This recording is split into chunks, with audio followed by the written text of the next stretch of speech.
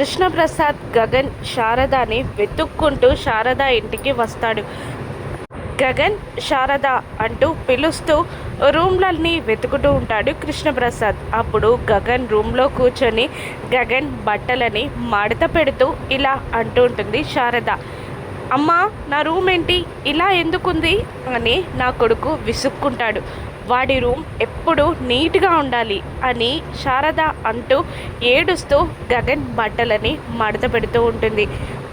Room లోపలికి వచ్చిన కృష్ణప్రసాద్ శారద అని మెల్లిగా పిలవగానే వెక్కి వెక్కి ఏడుస్తూ శారద ఇలా అంటూ ఉంటుంది. ఎందుకండి, నా కొడుకు ఏం తప్పు చేశాడు? ఆ శరత్చంద్ర గారికి నా కొడుకంటే ఎందుకంత పగ? వాణ్ణి ఎందుకలా వేటాడాడు?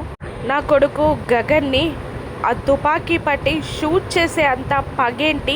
అంత కోపం, పట్టుదల, పగ, ప్రతీకారం ఏంటండి? నా కొడుకు ఏం తప్పు చేశాడండి? వాడిని ఎందుకలా వేటాడాడు అని వెక్కి వెక్కి ఏడుస్తూ నిజం చెప్పేస్తుంది శారద. దాంతో కోపంతో ఊగిపోతున్న కృష్ణప్రసాద్, నా కొడుకునే చంపావా శరత్చంద్ర, దీనికి నువ్వు సమాధానం చెప్పి తీరాలి అంటూ పిడికిలి బిగించి కోపంగా ఇంటికి బయలుదేరి గుమ్మం లోపలికి వచ్చి శరత్చంద్ర అని గట్టిగా అరుస్తాడు.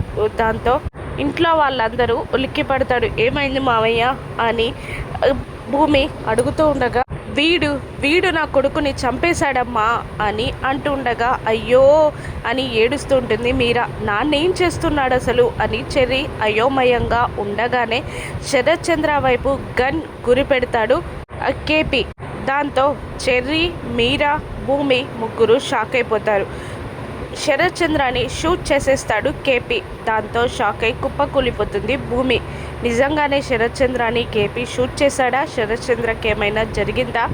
రాను ఎపిసోడ్స్లో చూద్దాం. Thank you for watching.